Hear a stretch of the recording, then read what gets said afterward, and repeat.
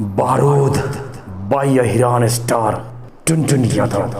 Bhojpuri industry में लगभग कलाकारों का एक अपना ही ट्रेंड है। टुनटुन यादव रंगदारी गाने गाने की वजह से जाने जाते हैं।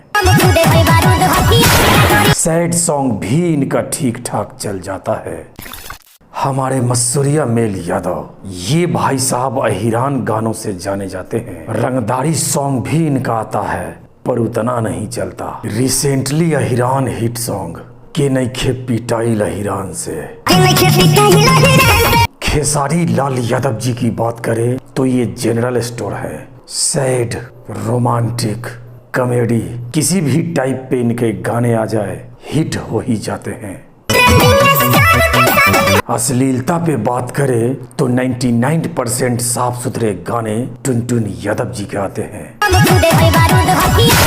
चंदन चंचल, अवधेश प्रेमी यादव, ये लोग भोजपुरी में अगर गंदगी ना फैलाए तो समझ लीजिए सुबह की इनकी दाल रोटी गायब हो जाएगी। बात तो सही है। चंदन चंचल मानो तो ये बंदा ढोरी को रजिस्टर ही करवा लिया है। पता नहीं ढोरी से हटकर अचको मचको क्यों लाया।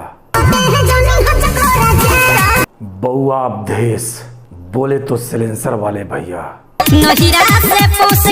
मजा नहीं आ रहा है। नहीं आएगा।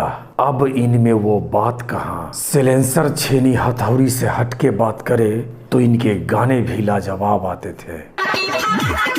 पता नहीं अब ऐसे गाने इनके मुंह से कब सुनने को मिलेगा।